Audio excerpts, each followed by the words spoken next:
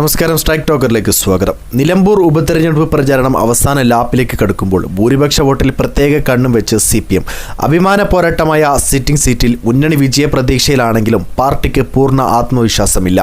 Booth തലങ്ങളിൽ നിന്ന് ഓരോ സ്ഥാനാർത്ഥിക്കും ലഭിക്കുന്ന വോട്ടുകളുടെ രണ്ടാം ഘട്ട കണക്കിലെടുത്തപ്പോൾ ജയം പരുങ്ങലിലാണ്.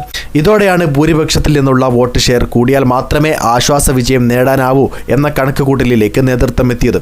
ഇത് മുൻനിർത്തിയാണ് വെൽഫെയർ പാർട്ടിയുടെ UDF പിന്തുണ അവസാന നാളുകളിൽ പോലും പാർട്ടി സജീവ ചർച്ചയാക്കി നിർത്താൻ ശ്രമിക്കുന്നത്. ഇതുവഴി പാർട്ടിക്കുള്ള ഭൂരിപക്ഷ വോട്ട് വർദ്ധിപ്പിക്കുകയാണ് ലക്ഷ്യം. ഉപതെരഞ്ഞെടുപ്പ് പ്രഖ്യാപിച്ചപ്പോൾ തന്നെ കേരളത്തിന്റെ വികസനം പറഞ്ഞ് രാഷ്ട്രീയ പോരാട്ടമാണ് മുന്നണി കാഴ്ചവെക്കുകയെന്നാണ് CPM വ്യക്തമാക്കിയത്.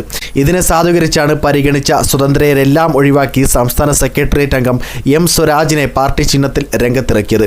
എന്നാൽ പ്രചാരണം കൊടുമ്പിരിയിലെത്തുമ്പോൾ വികസനം വിട്ട് UDF വർഗീയ മുന്നണിയായി എന്ന ആരോപണം അരക്കിട്ടുറപ്പിക്കാനാണ് CPM ഊന്നൽ നൽകുന്നത്. മുൻ ദിവസങ്ങളെ അപേക്ഷിച്ച് ഇടത് സ്ഥാനാർത്ഥ്യം ഈ വാദത്തിനിപ്പോൾ ശക്തിയേകുന്നുണ്ട്. വെൽഫെയർ പാർട്ടിയെ ചൂണ്ടിയാണ് ആരോപണമെങ്കിലും പാർലമെന്ററി തെരഞ്ഞെടുപ്പിലും തുടർന്ന് നടന്ന ഉപതെരഞ്ഞെടുപ്പുകളിലൊന്നുമില്ലാത്ത വിധമാണ് വർഗീയ മുന്നണി ചർച്ച പാർട്ടി ബോധപൂർവം കൊഴുപ്പിക്കുന്നത്. സംസ്ഥാന സെക്രട്ടറി MV ഗോവിന്ദൻ തുടങ്ങിയ വിമർശനത്തിന് ജമാഅത്തെ ഇസ്ലാമി നേരത്തെ ഇടതുപക്ഷത്തെ പിന്തുണച്ചതിൻ്റെയും പാർട്ടി സെക്രട്ടറി ആയപ്പോൾ പിണറായി വിജയൻ ജമാഅത്തിനെ പലതവണ പുകഴ്ത്തിയതിൻ്റെയും അടക്കം തെളിവുകൾ നിരത്തിയാണ് പ്രതിപക്ഷ നേതാവ് VD സതീശൻ മറുപടി പറഞ്ഞത്.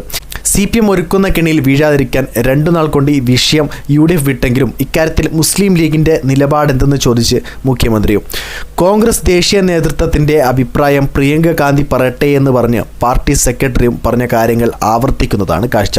സ്ഥാനാർത്ഥി ആദ്യം പ്രഖ്യാപിച്ചെങ്കിലും PV അൻവർ ആര്യാടൻ ഷൗക്കത്തിനെതിരെ പരസ്യ ആരോപണം ഉന്നയിക്കുകയും പ്രതിപക്ഷ നേതാവിനെ പരിഹസിക്കുകയും ചെയ്ത രംഗം വഷളാക്കിയതിനാൽ UDFന്റെ തുടക്കം മന്ദഗതിയിലായിരുന്നു.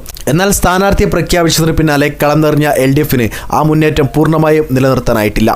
UDFന്റെ യൂത്ത് ടീം സൃഷ്ടിച്ച ഓളത്തെ സാംസ്കാരിക പ്രവർത്തകരെ രംഗത്തിറക്കി നേരിട്ടെങ്കിലും CPMനെ എതിർക്കുന്ന എഴുത്തുകാരെ രംഗത്തിറക്കി UDF പ്രതിരോധിച്ചു.